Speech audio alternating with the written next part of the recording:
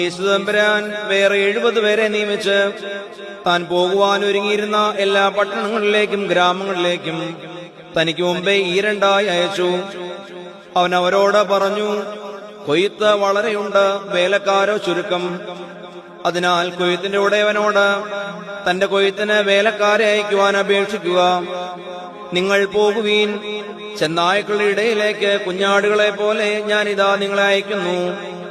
മടിശീലയോ ഭാണ്ഡമോ ചെരുപ്പോ നിങ്ങൾ എടുക്കരുത്.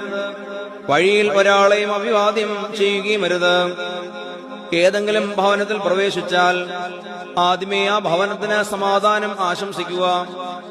അവിടെ ഒരു സമാധാനപുത്രനുണ്ടെങ്കിൽ നിങ്ങളുടെ സമാധാനം അതിൽ വസിക്കും. ഇല്ലെങ്കിൽ നിങ്ങളുടെ സമാധാനം നിങ്ങളിലേക്ക് മടങ്ങുകയും ചെയ്യും. അവരുടെ ഇതിൽ നിന്ന് ഭക്ഷിച്ചും പാനം ചെയ്തും നിങ്ങൾ ആ വീട്ടിൽ തന്നെ താമസിക്കുക. എന്തെന്നാൽ വേലക്കാരൻ തന്റെ കൂലിക്ക് യോഗ്യനാകുന്നു. ഒരു വീട്ടിൽ നിന്ന് മറ്റൊരു വീട്ടിലേക്ക് മാറരുത്. നിങ്ങൾ പ്രവേശിക്കുകയും നിങ്ങളെ സ്വീകരിക്കുകയും ചെയ്യുന്ന പട്ടണത്തിൽ നിങ്ങൾക്ക് നൽകുന്നത് ഭക്ഷിക്കുക. അവിടെയുള്ള രോഗികളെ സുഖപ്പെടുത്തുക. ദൈവരാജ്യം നിങ്ങളെ സമീപിച്ചിരിക്കുന്നുവെന്ന് അവരോട് പറയുകയും ചെയ്യുക. നിങ്ങൾ പ്രവേശിക്കുകയും നിങ്ങളെ സ്വീകരിക്കാതിരിക്കുകയും ചെയ്യുന്ന പട്ടണത്തിലെ തെരുവിലേക്ക് ചെന്ന് നിങ്ങളുടെ പട്ടണത്തിൽ നിന്ന് ഞങ്ങളുടെ പാദങ്ങളിൽ പറ്റിയ പൊടിയും നിങ്ങൾക്കായി തട്ടിക്കളയുന്നു. എന്നാൽ ദൈവരാജ്യം നിങ്ങളെ സമീപിച്ചിരിക്കുന്നുവെന്ന് നിങ്ങൾ അറിഞ്ഞുകൊള്ളുക എന്ന് അവരോട് പറയണം.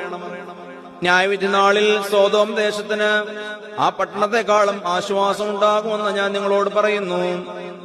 കോരസീനെ, നിനക്ക് ഹാ കഷ്ടം!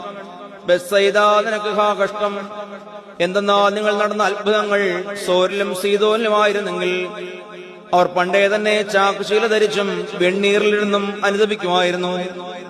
എന്നാൽ ന്യായവിധി ദിവസം നിങ്ങളെക്കാൾ സോരനും സീദോനും ആശ്വാസമുണ്ടാകും. ആകാശത്തോളം ഉയർന്ന കവർണ്ണഭൂമി, നീ പാതാളത്തോളം താഴ്ത്തപ്പെടും. നിങ്ങളുടെ വാക്ക് കേൾക്കുന്നവൻ എന്റെ വാക്ക് കേൾക്കുന്നു. നിങ്ങളെ നിരസിക്കുന്നവൻ എന്നെ നിരസിക്കുന്നു. എന്നെ നിരസിക്കുന്നവനോ എന്നെ അയച്ചവനെ നിരസിക്കുന്നു. ബാറഖ്മോ, നിങ്ങൾക്കെല്ലാവർക്കും സംപ്രീതി ഉണ്ടായിരിക്കട്ടെ.